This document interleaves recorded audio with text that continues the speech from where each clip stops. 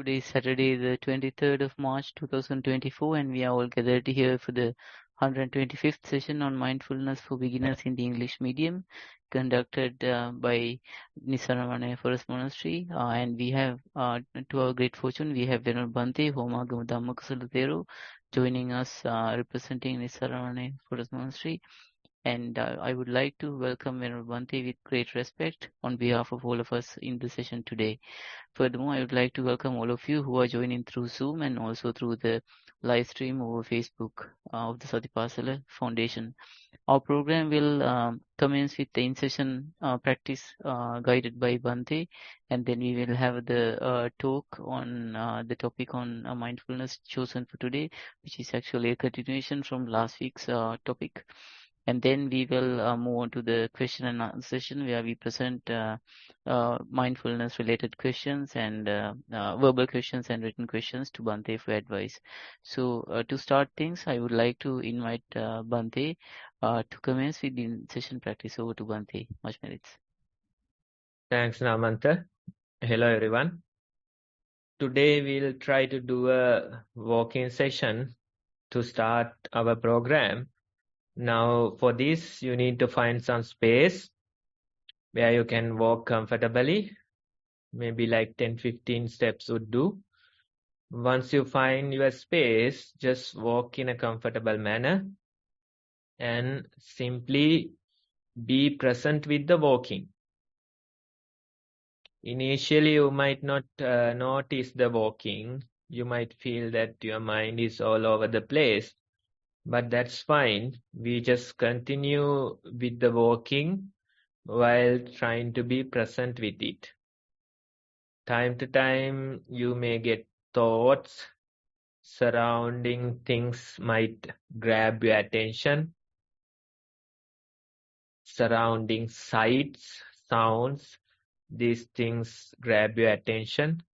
But among all these things, you know that your body is walking. You can feel the walking in your body. You can feel the texture of the ground. You can feel the pressure points of your feet. You can feel how the weight is shifted between your legs. So that very knowing, that very mindfulness you can maintain. Naturally, your mind goes to different things, but you know that your body is walking. You can feel the body walking. Just try to continue with that walking body. Try to be present. Try to witness the walking. So as a group, let's try to do a walking session for a few minutes.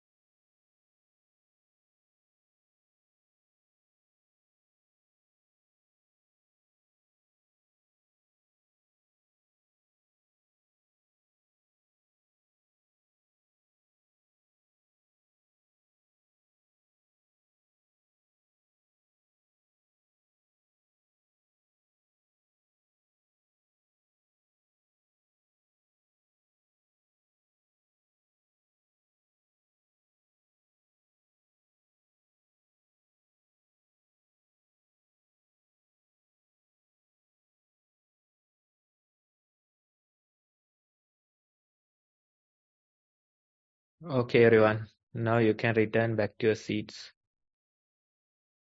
So that's few minutes of mindful walking, just to give you an idea about the practice. You have to practice on your own and see how the practice evolves. Namanta, with that you can take over. Much thanks to Bhante for the practice during session. Next we have the talk on the topic scheduled for today. I will share the screen for the topic, and I would like to invite Veneral Bhante again on behalf of all of us to commence with the talk on mindfulness based on topic of today's selection. Okay, everyone. So this is a continuation from the last week. We are having the same topic for this week, and we discussed certain aspects of the topic last time. So today too, we'll take some time to discuss further and see how this topic can be relevant to our practice as well. Now, when it comes to addictions, it's a result of difficulties or suffering that you face in your life. You find you get into addictions as a way of releasing yourself, as a way of, treating yourself. That's what you do. They have done a 12-year research on addictions, and they have figured it's a response to the suffering in this life. These people, they are not strong enough to face the difficulties of this life, the suffering of this life, and as a response, they create certain addictions. It could be drugs, it could be certain other addictions like gaming or social media. Various other addictions are there. So you can see it's not only drugs, but there are other ways of getting high. Various addictions, different addictions.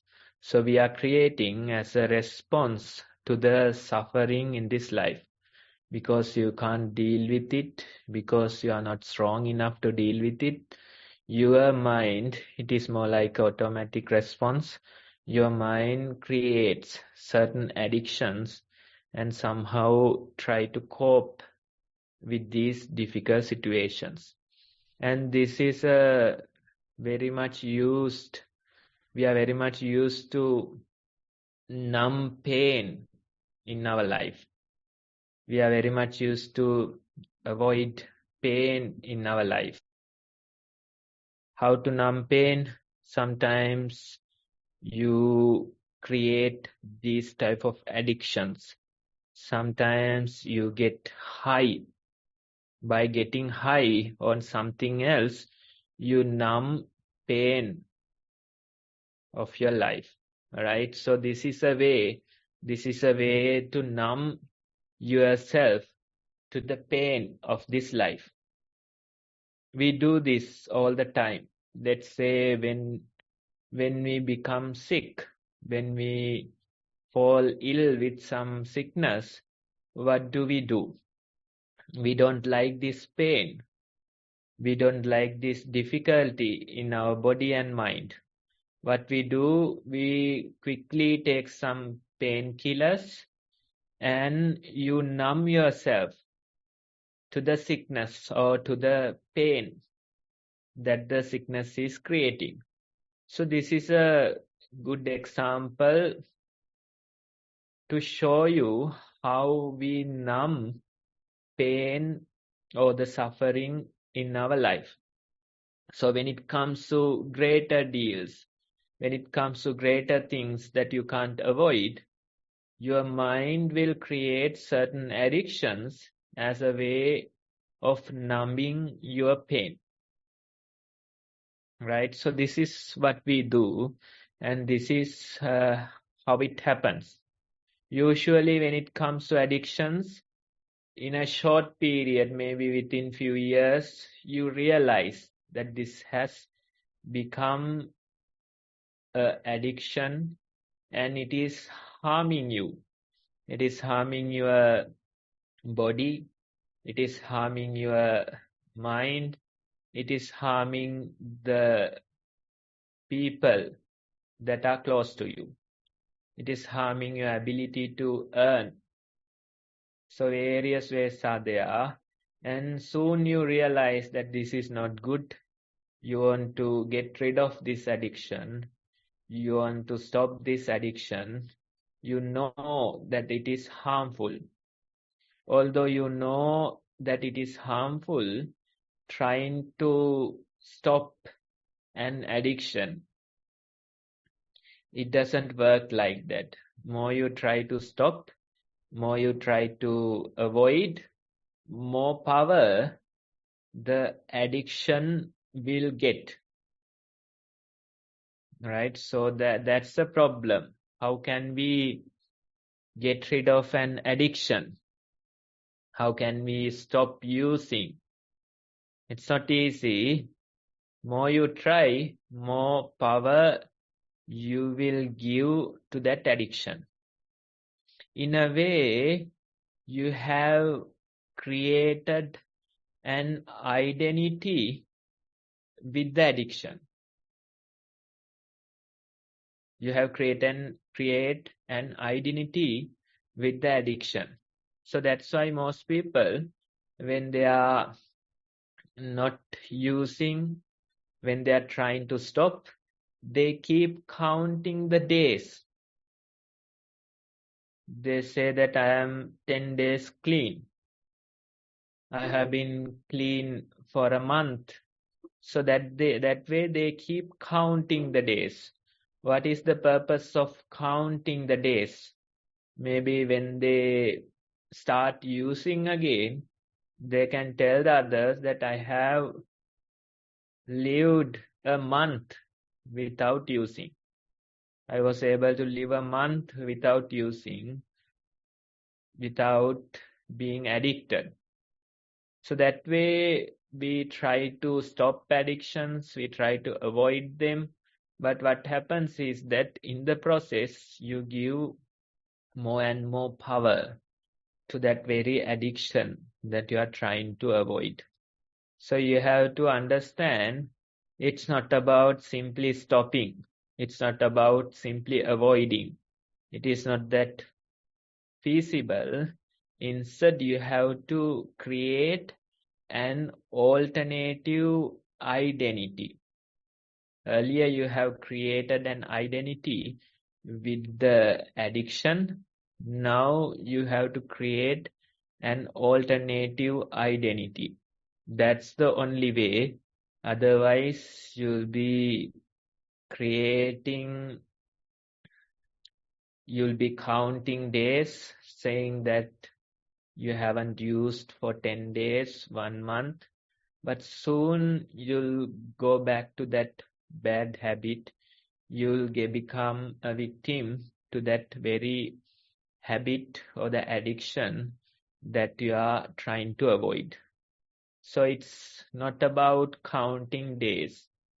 Then it's not about thinking how to avoid tomorrow, how to avoid next month, how to avoid a year. That way also sometimes you think, how can I continue tomorrow?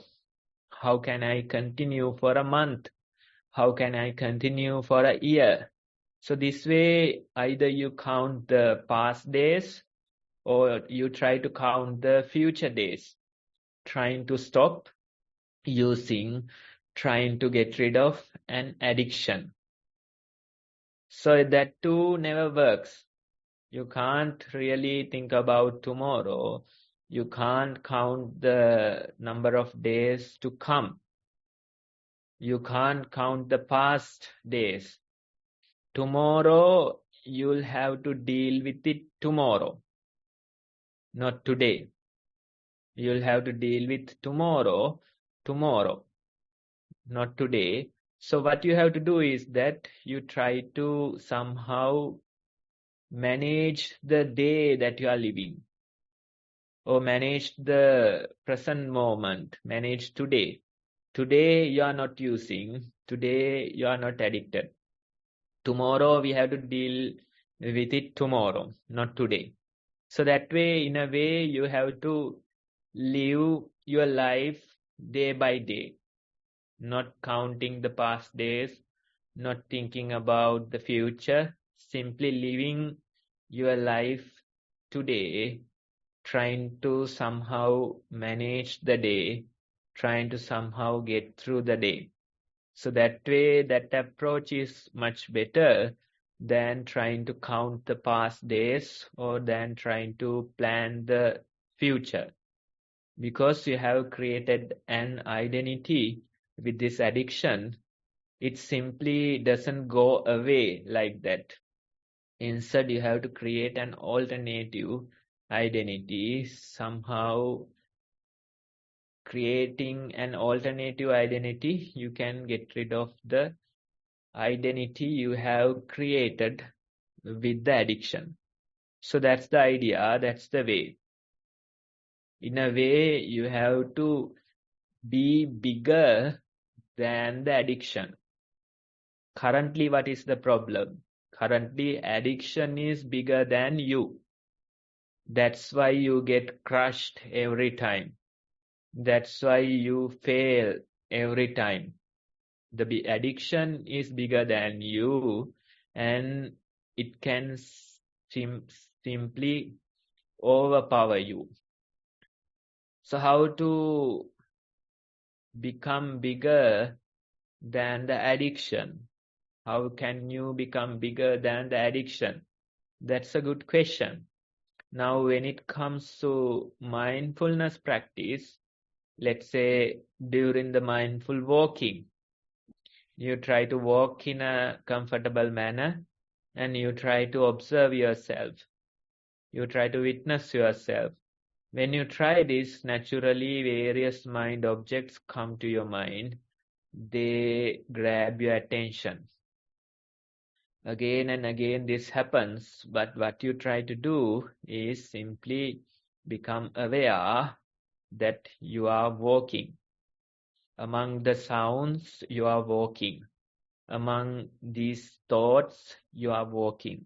Among these bodily sensations, you are walking. That simple awareness you practice. In a way, you try to be bigger than these mind objects. That's what mindfulness is all about. These objects, they appear in your field of awareness. So if the awareness is bigger, then of course the mind objects, they become smaller. But what happens when you get carried away? The mind object, it becomes bigger. It becomes bigger and it occupies your entire mind. This is what happens with the unmindfulness. And most of the time, it is not a change or a shift between mindfulness and unmindfulness. Instead, simply we are moving in between different levels of unmindfulness. That could be more accurate.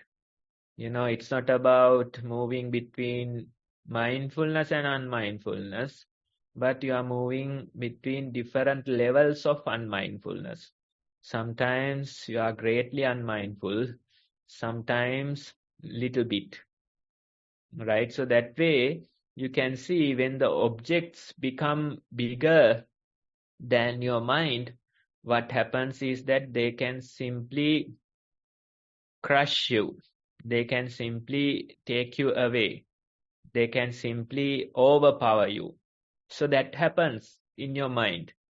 When you bring attention to the present moment, when you try to be present with the walking, when you try to be present with your daily activities, you experience this.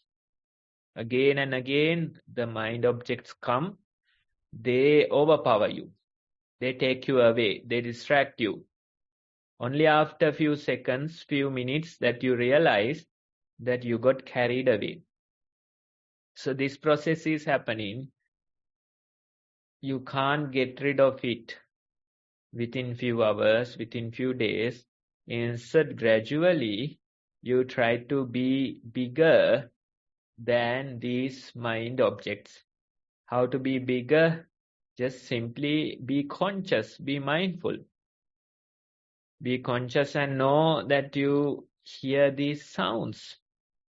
Be conscious and become aware that you get these thoughts. Be conscious and know that your body is walking. So this training, in a way, it is allowing you to be bigger than the mind objects. The mind is the true master. But what happens is that we give power to a certain mind object and it becomes the master and mind becomes the slave. Now with this practice, what you try is simply to be aware. You simply become aware that you are walking. You simply become aware that you are getting various thoughts. You simply become aware that you are feeling these emotions. That very process you have to continue. That very practice you have to do. And when you do it little by little, you realize, although time to time you get carried away, your mind gradually becomes bigger than these mind objects. That happens. It's a painstaking process, but little by little, you realize this change is happening in you. Your mind is becoming bigger than the mind objects. When the mind becomes bigger than the mind objects, they can't overpower you.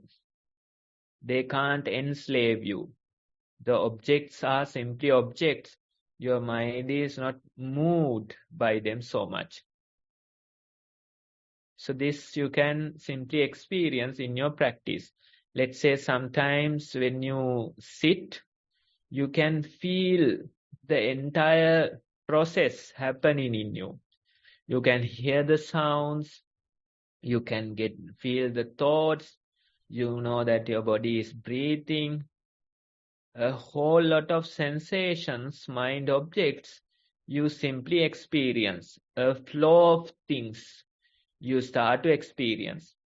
Different layers you start to experience. And sometimes you wonder, how can I experience this many things at once?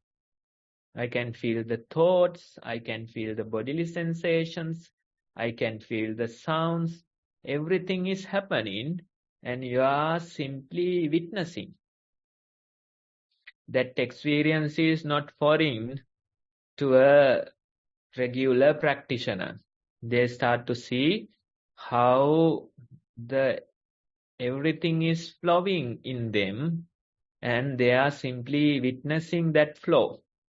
So when you have such experiences, you get to know that the mind has the capacity to be bigger than these things. The mind has the capacity. You simply have to support that capacity. With the training, you support. Repetitively, you support. With that repetitive support, you can really experience how the mind is bigger than these mind objects. And it can have a huge impact to your life. When the mind becomes bigger than the mind objects, you simply experience that sometimes in life you still get carried away, but you are able to recover much faster. You start to feel less and less levels of stress in your day-to-day life. What is the reason? This simple practice. That's the reason. Your mind is becoming bigger than these mind objects. And when your mind is bigger than these objects, your mind can't get lost in these objects, or these objects can't enslave your mind. Sometimes they enslave temporarily, but soon your mind recovers. So that has a huge impact to your life. Now, somebody was sharing their experience about mindfulness practice, only doing maybe like 3 months of daily practice. This person is saying, usually when I face these type of situations, for days on end, I am stressed. I lose myself. I blame other people. I get angry. But now, due to this practice, I realize that I get angry. And that very realization helps me to release that anger. So the pressure tries to build, or the stress tries to build. But soon your mind realizes it and it lets go of this stress. It releases the pressure that is building. Maybe earlier it kept building for days on end. Now it is released every few minutes, every few hours. So that is very much helpful. And when you experience it, you realize now you have much lower levels of stress. The stress can't survive in you. The stress can't build in you. Why? Because the mind is simply bigger than these mind objects. So that is the true training. The mindfulness, it is the greatest capacity of your mind. It is simply much bigger than all the mind objects. You simply have to trust this process. You have to go through this training. You have to support this quality of becoming aware. With that repetitive trust, with that repetitive practice, you can see how the mind is becoming bigger than these mind objects. And when it becomes bigger, the stress can't survive in you. The problems can't survive in you. The addictions, they too can't survive in you. That's why I said earlier that you have to be bigger than the addiction. If the addiction is bigger, of course, it will crush you repetitively. It will harm you repetitively. It will enslave you repetitively.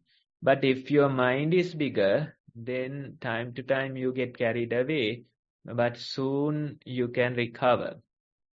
Soon you know that you are addicted and you can let go of it, right? So this very process we have to go through, and if you want to get rid of these addictions permanently, this is the very process. Otherwise, sometimes we keep counting the days, but it is not helping. Sometimes we get rid of one addiction and become a slave to another. That too is not helping. So what we are doing is simply making our mind bigger than the addiction. When it is bigger, the addiction no longer can survive. Now there is this nice Zen story about a person who is addicted to smoking. So this person goes to a teacher and tells his issue. He says that I can't get rid of this addiction. Everybody is blaming me for smoking, and how can I stop? How can I get rid of this addiction? The teacher, the master, he says, you have to simply be bigger than the addiction. What is the exercise the master is giving? He's giving this person a funny meditation. What is this funny meditation? He's giving this person a smoking meditation. He says, now you are addicted to cigarettes, you are addicted to smoking, simply continue smoking, keep smoking, but you have to make sure that you are smoking consciously. Like a meditation, you smoke. In Japan, they have this tea meditation idea. Simply sitting for a few minutes, drinking a cup of tea mindfully, being present, witnessing the process. So that's tea meditation. Simply this person, he was assigned with this funny meditation. He came with the idea of getting rid of smoking, but this teacher, he gave him a meditation, a smoking meditation. Only condition was that you simply has to smoke consciously. Like a meditation, you have to do it. Right? So this was the meditation that was given to him, and he comfortably sat with a cigarette and he lit it and he started smoking. Like a meditator, noticing every smoke, noticing the warmth, noticing how it fills his lungs, slowly destroying them, noticing how it goes out of his body, noticing he's taking another one, simply like the breathing meditation, but with a cigarette, right? So this was the meditation that was given to him. And he did it, and he went to the teacher and said, I did smoke a cigarette and I did it like that. Then the teacher says, you have to continue. As long as you are awake, you have to continue. Every time you wake up in the middle of the night, you have to continue. So this way, continue again and again, slowly noticing how you are destroying your lungs, slowly noticing how this warm smoke is filling you, slowly noticing how the smoke is going out of you. Simply continue. So that was the funny meditation that was given to him by this Zen teacher. Just like a breathing meditation, but with a cigarette. Right? So this way, he kept smoking for days and days. And finally, in that process of being aware, because of that very awareness, he got rid of his addiction. He no longer had the craving to smoke. Why? Because his mind became bigger than the addiction. What was the difference in this process? Earlier also he smoked. During this period also he smoked. What was the difference? He was aware. He was aware. He was conscious of this process. He was conscious that this is an addiction. He was conscious that this is destroying his body.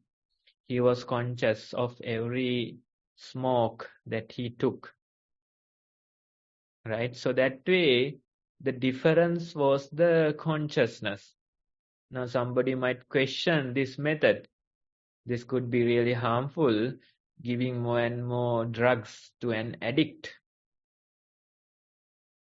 Yeah, that's the thing. But somehow, in this process, being the observer, being conscious of this, gradually this person became bigger than the addiction. The difference is consciousness. Difference is mindfulness, becoming conscious, becoming mindful. In this world, if you want to enjoy something, you have to get lost in that process. That is there. Whatever you do, if you get lost in that process only, you can enjoy it. If you become conscious, then you can't enjoy it. You might enjoy it little by little, but again and again you become conscious and that enjoyment goes away. So this is there. That's why most people, they say drink and dance. First you have to drink. You have to become less conscious of yourself. And then only you can dance freely. When you go to a party, first you have to take a drink. Afterwards you dance. And there was this video on YouTube. Somebody goes to few heavy drinkers and asks them, why do you drink? And their answer is that they say, I want to forget my problems. I want to be free for a few hours. I want to dance and talk to other people. So you can see you have to become less conscious in order to enjoy this world. That's why they say drink and dance, not dance and drink. Instead, you have to drink first, become less conscious, then only you can enjoy. So this is there. That's what happening in this world. If you want to really enjoy this world, you have to have certain level of ignorance within you. Without that ignorance, you can't really enjoy. Nobody can. Right? So that's why the ignorance is so much promoted in this world as various ways, as drugs, other methods of drugs, or maybe certain addictions. Various ways are there. They are promoting ignorance. If you want to enjoy this world, you have to take a packet of this ignorance. You have to take a shot of this ignorance. With that packet, with that shot, you can really enjoy this world. But try to become conscious, try to become aware. You can't enjoy anything. You can be addicted to something that's really bad.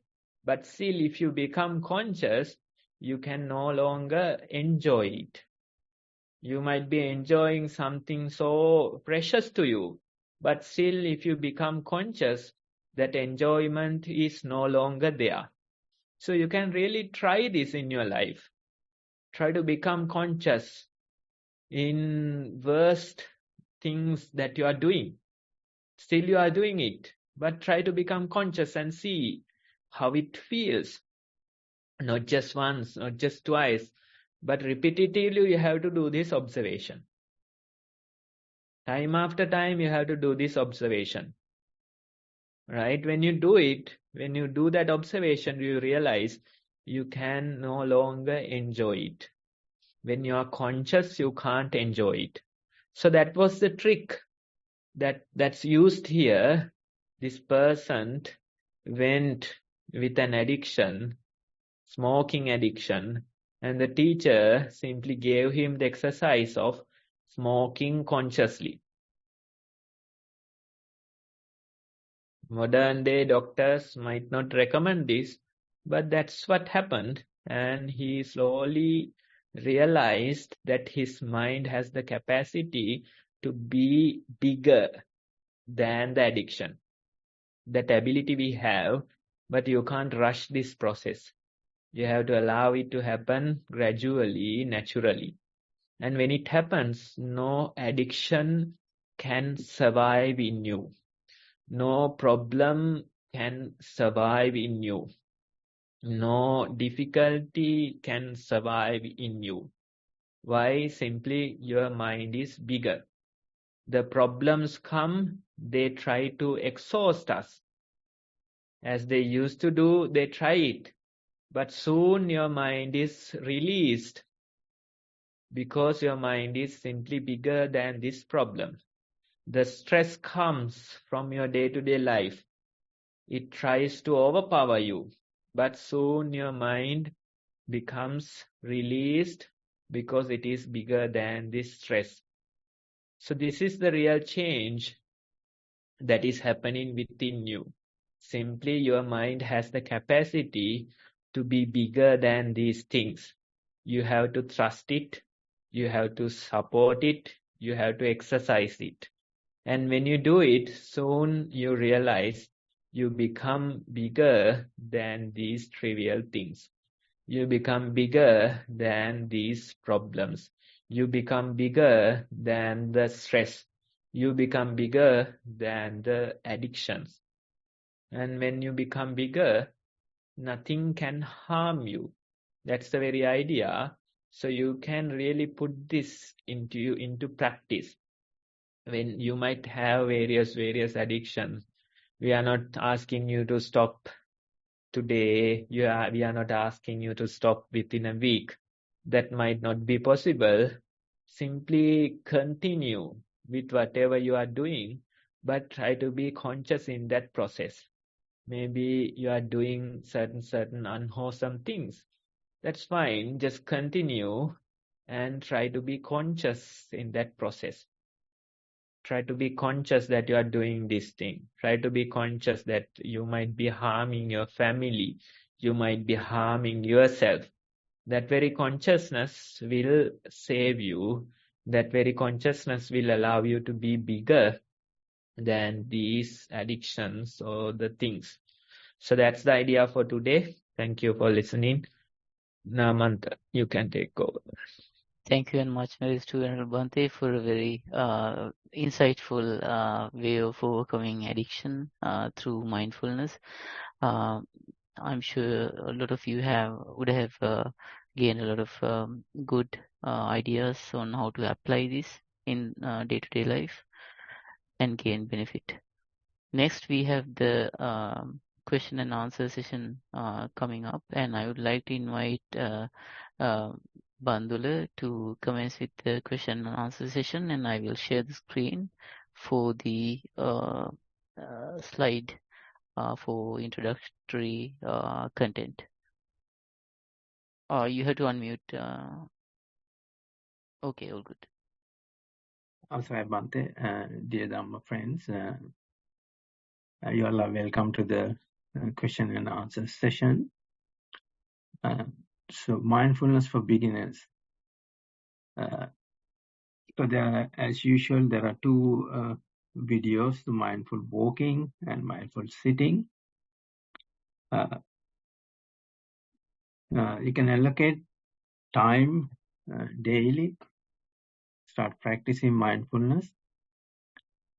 Continue training to complete at least 2 hours of each practice in total. So this guide will helpful for the beginners if someone joined today. So it gives instructions what you have to do. So once you finish walking, sitting practice, then you can write down your experience. It's called a reflection report with a question or a statement. Mindful can be either mindful walking or mindful sitting. It's good to write both mindful walking and mindful sitting. So please describe in your report what you felt while walking and sitting, and what you recognize as your walking and sitting postures through mindfulness. So in the walking, you have the Your main object is to focus on texture of a ground, the pressure points on the sole, how the body weight shift from one leg to other. For sitting, uh, for your the sensations such as pressure points, incoming and outgoing breath at nostrils, or if you use raising of the abdomen. So please send your report to the Google form given, or you can write to email address. So continue mindful practice according to advice given. So recordings, the previous recordings are available in Nissarana website, nissarana.lk, the links given here. So this encourage you all to write reports, so that will helpful to continue your practice. Now, there is one question today. So with the permission of Bante, I'll read the question. So first report. Mindful walking. Walk outside in the local area. Fast foot movement at the start that slowed down after a few minutes. Pressure and rigidity of leg noted when placed on the ground. Lighter weight and moving through air noticed when each foot was lifted. Recognize air contacting face, neck and hands. Felt cold. Various sights were in range of vision, although these were less prominent in mind. Do not remember hearing any sounds. Attention moved between sign of walking body and breath. Walk for 35 minutes. Afterward, a pulsating electric charge noted, as if body had broken up to lumps of energy. Mindful sitting. Sat on the low stool. After a body scan, a stream of thoughts appeared and passed away. Breath noticed around nostril. Thoughts arose again and passed. Noted some of the thoughts were reflection of a previous Dhamma discussion. Attention returned to now subtle breath. Pressure felt. Felt cool wave arising and passing. Calmness appeared. Different mind objects moved like on a conveyor belt. Breath noted again. Sat for an hour. Feeling of ease continued after the sitting session. Mindfulness during the day. Awareness was sharper with mundane tasks during the week. For example, recognize the collection of actions known as brushing teeth. With the multitude of actions known as cooking, there were more mindfulness, such as noticing the point at which cold water becoming less cold and slowly feeling warm, then hot water pouring from under the mixer tap. Movement of picking up knife in one hand, tightening grip round the handle, holding the vegetable with other hand, and the rhythmic action of cutting observed. Sound of cutting noted. Thoughts and some memories would also arise and pass away with minor impact. There was more focus with client work too. Felt less like work, mind less tired.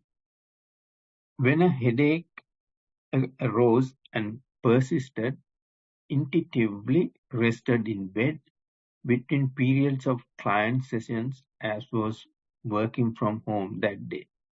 Attention went to the most prominent feeling of headache.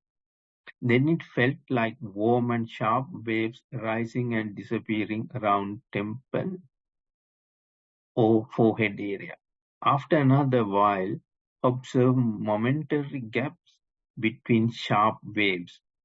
Although it is referred to by the word headache, it did not feel like one solid feeling, but a collection of energy rising and passing through with gaps in between. Sometimes warm and sharp pressure noticed, some moments it disappeared. So my experience was headache was far from a solid or non-changing feeling. Can the moments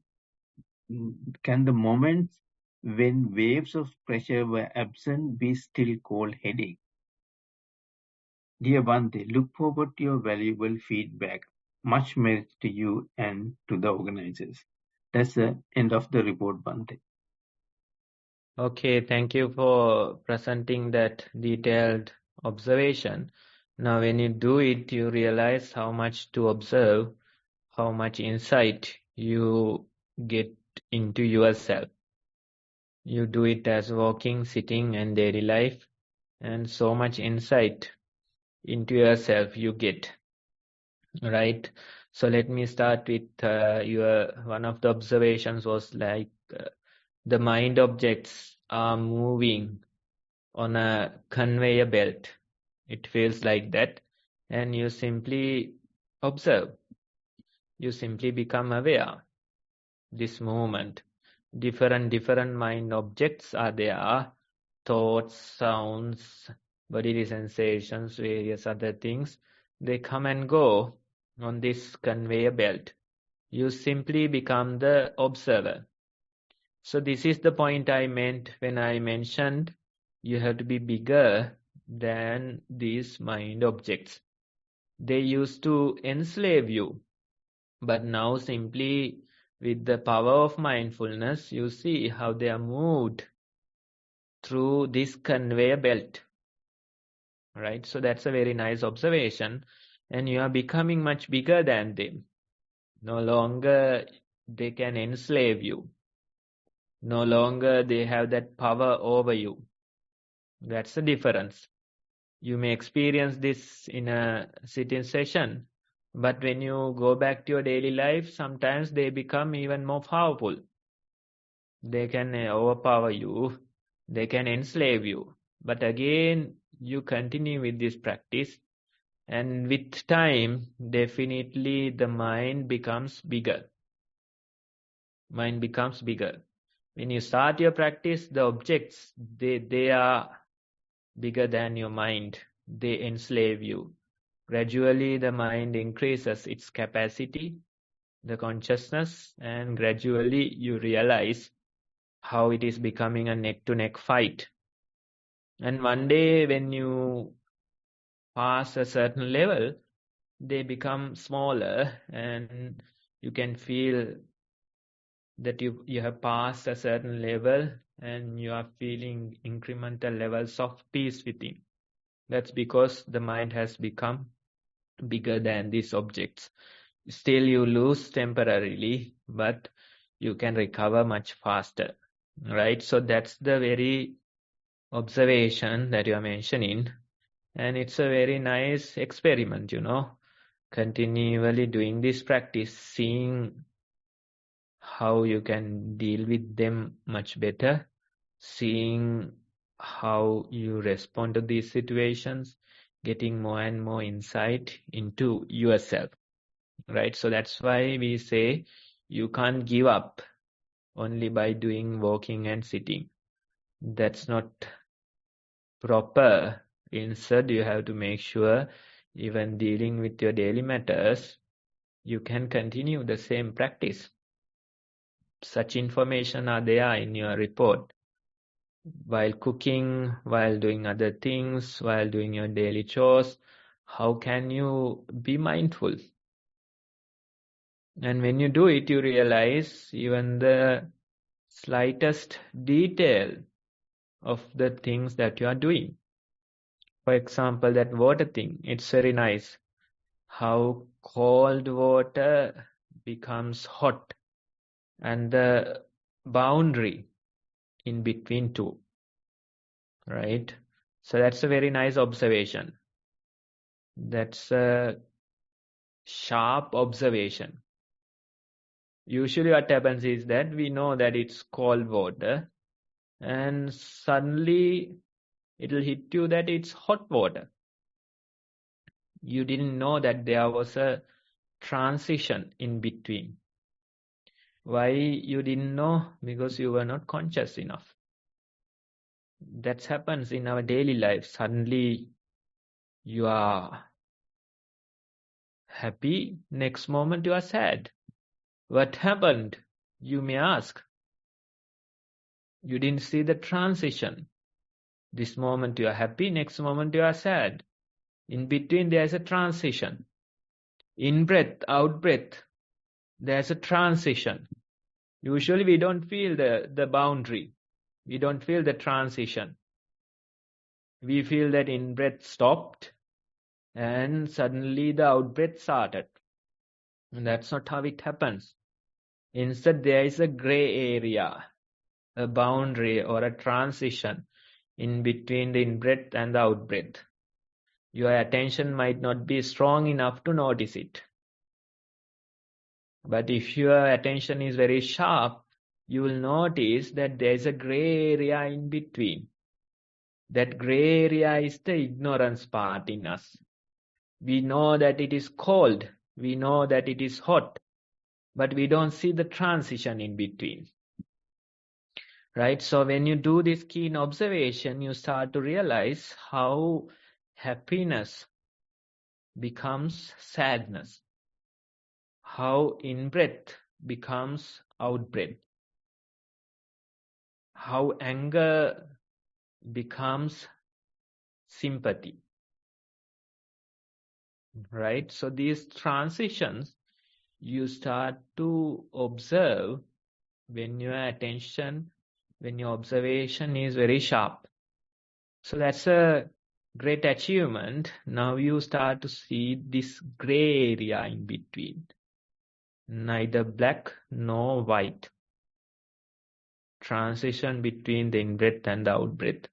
Transition between the happiness and the sadness. Transition between anger and sympathy. Right? So these things are hidden in the darkness of ignorance. But when your mindfulness becomes sharp, you start to see, not in the outside world, but even inside you. So this is a good observation leading towards that direction. You see how the cold water becomes hot. You see that gray area. So in your mind also this is happening again and again. See how happiness ends, what happens at the end, and how it becomes sadness. How the in-breath ends, what happens at the end, and how it becomes the out-breath. How the anger ends, what happens at the end, and how it becomes sympathy. Right? So that way you can continue this valuable observation. Then there was this another comment about observing a headache. That's very nice because usually we numb ourselves to the sickness or the pain. But here you kept alert, you kept your observation. And when you do it, you realize it's not a solid headache. It's not a solid headache. Instead, it's a combination of things. And when you go deep into that observation, it is no longer uncomfortable. It is no longer painful. Why? Now it is not solid.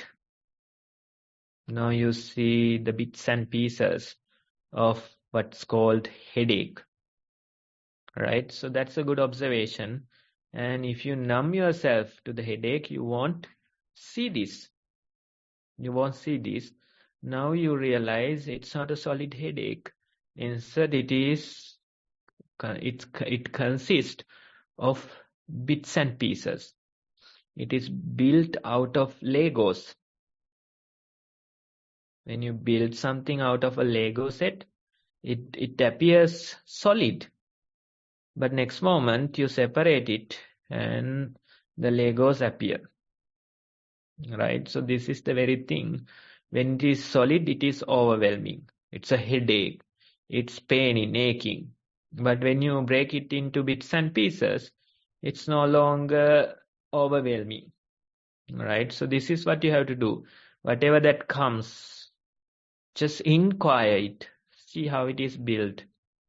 Nothing is solid in this world. Let it be anger, let it be emotions, let it be problems, let it be pain in your body. Whatever that's come towards you, simply see how they are built. See that they are not solid.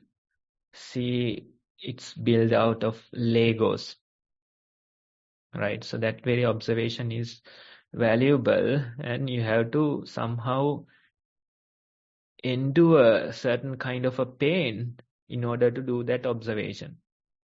Otherwise, it won't come to you. If you prioritize your comfort, then you can't have such experiences. So that's why we say sometimes you should stop numbing yourself with this medication, the painkillers, and simply notice what this sickness is. Simply notice how it feels. Start with a headache. Start with a cold. Try to see whether you can survive it without, numbing yourself, without any painkillers. Gradually, your pain threshold becomes higher and you can bear even greater illnesses. But you have to start slow. You have to start with a simple thing like a headache, like a cold, and see how can you survive this illness, this difficulty without numbing yourself. So those are the ideas that comes to my mind when I hear your report. Continue this practice and you'll have more and more insight into yourself. Thank you, Bhante. And it's a very nice explanation. And thank you for the person who wrote the report. It's quite in detail, and there's something to learn for me as well. Thank you, Bhante. So with your permission, Bhante, now we'll open to raise any questions. If someone has any questions about your practice, you can ask a question. Raise your Zoom hand. Samantha, you can unmute. Thank you. Thank you, Bhante. That was a very helpful and very interesting, valuable talk. I was just wondering now, Bhante said now when you become mindful, mindful, the awareness, the consciousness increases and that becomes bigger to control the stress eventually. So just being aware and conscious of the stress, what is it that makes the other one, the negative situation, reduce? How does that actually work? Is that just does it happen immediately or would it happen slowly? I suppose I'm asking my own question. I had to try it out and see. I mean, it works, sometimes. But sometimes, if it's when you got negative feelings and emotions that linger on, isn't it? The secondary state. That's what I was wondering, Bhante. Thank you. The mechanism, yeah. Right. So simply as mindfulness, what we practice is not getting carried away, becoming conscious without getting carried away. That's what we do, right? That's the ability that we are supporting. That's the practice that we do. And initially for a beginner, they realize they get carried away a lot. Yesterday also I met somebody, he was saying that he couldn't be mindful. I asked him why. Then he said, I can't concentrate. My mind is not with the walking. My mind is not with the breathing. Then I asked him, how long did you walk? He said like 40 minutes I did the walking, like 20 minutes I did the sitting. Then I asked him, during those 40 minutes, didn't you feel your body at even once? During those 20 minutes, didn't you feel your breath even at once? Then he was saying, I felt the body, but I couldn't concentrate. I felt the breathing, I couldn't concentrate. So he's saying that he could maybe observe like few breath cycles, but the mind goes away. It is getting lost in different things. He could observe few steps, but mind goes away, getting lost in different things. So this is natural to a beginner. They realize the unmindfulness is stronger than the mindfulness. The objects are bigger than the mind. That's fine. But at least for like few steps, the mind becomes bigger. You can be mindful at least for few steps. And you can do it repetitively during those 40 minutes. You can be mindful at least for few breath cycles. You can do it repetitively during those 20 minutes. So that's the very idea. When you get mind gets carried away, the objects are bigger, they enslave you. But when you improve your mindfulness little by little, at least try to observe a single breath. When you observe a single breath, that very observation, your mind is bigger than the object.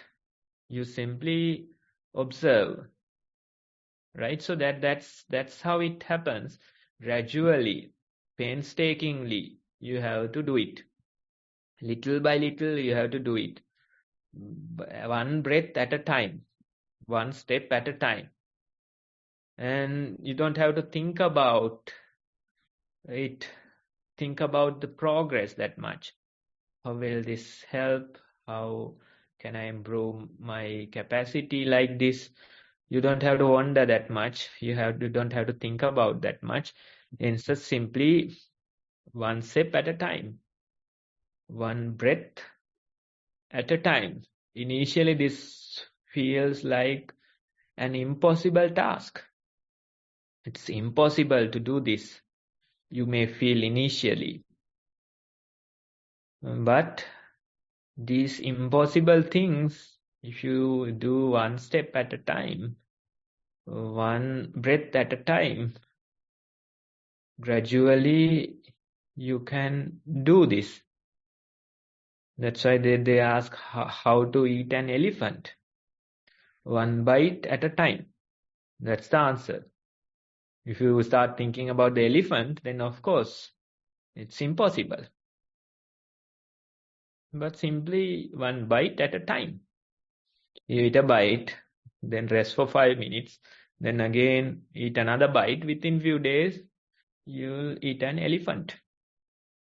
Right? So that's the idea. That's the very way. If you just think about it, this is more like impossible. But just continue with the practice, one step at a time, one breath at a time. And without you even knowing, within few weeks, within few months, you realize your mind becomes bigger than these objects.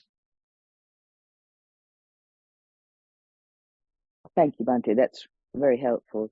I think I may have actually even now when I remember it. So say if I'm if my mind is sort of like proliferating all sorts of things, and then when I had to go and do the wash the dishes, like once, and I was washing the dishes, and I was like engaged in washing the dishes one by one, and I realized afterwards my mind was calmer and it was more much happier than the situation it was in before.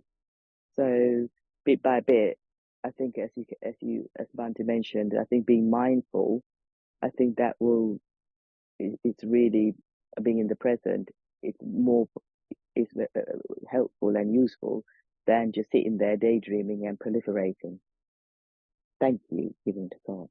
That's helpful. Yeah, that's the thing. Doing your dishes, you don't think it's a relaxing task.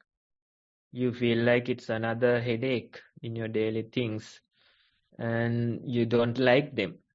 But what you do is simply just enjoy this little chore or a task and try to continue with it. And at the end of the day, when you finish the task, you realize it helped you to relax. It was like a relaxing activity, right? So this is the very approach that you have to take. I know that you are busy, you don't have much time to do the formal meditation. But whatever you do, do it as a meditation. It could be doing your dishes.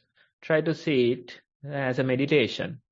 And do it for a few minutes. After 15-20 minutes, you feel much more relaxed and much more comfortable in your mind. Then you wash your clothes, whatever you do, sweeping, cooking, right? So daily activities, we can do them, approach them as meditation. That initial mindset is important. I'm doing it as a meditation. I'm approaching it as a meditation. That way you have to continue. Within few weeks, within few months, you can feel a real impact. Thank you, Bhante. That's brilliant. Thank you.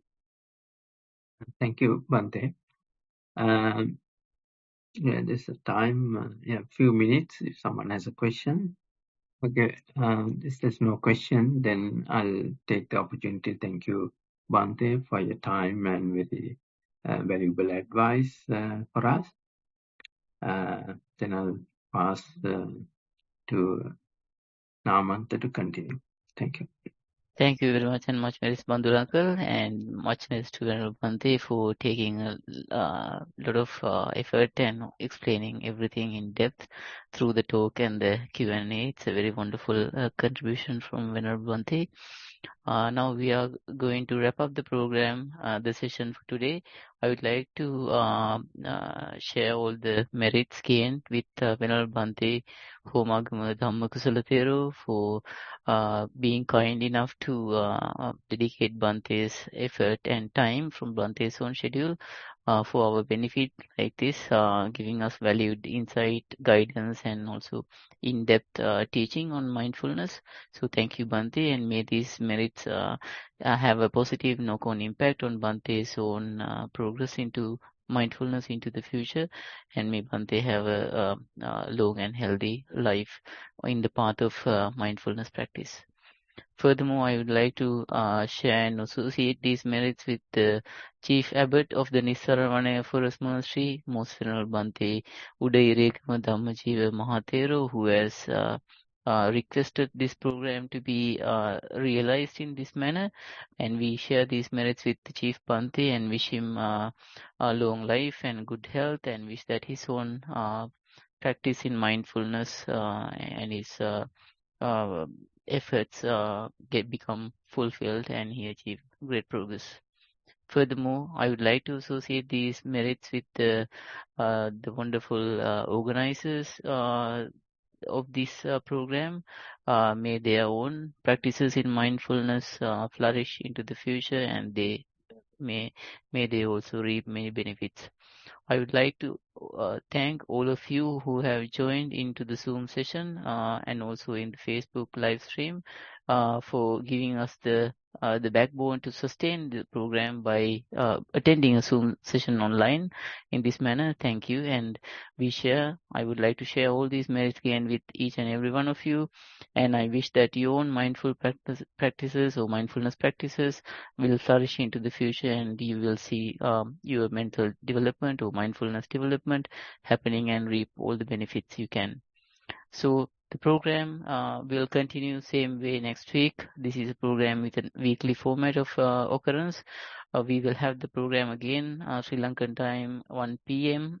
Every Saturday, next Saturday included. And I would like to see all of you join the next session as well. And I will end the Zoom session now and wish you all a mindful and happy week ahead, and wish that you can practice these highly valued concepts learned today in an applied format in day-to-day life. Many merits to all of you, and we will see you next week. Thank you.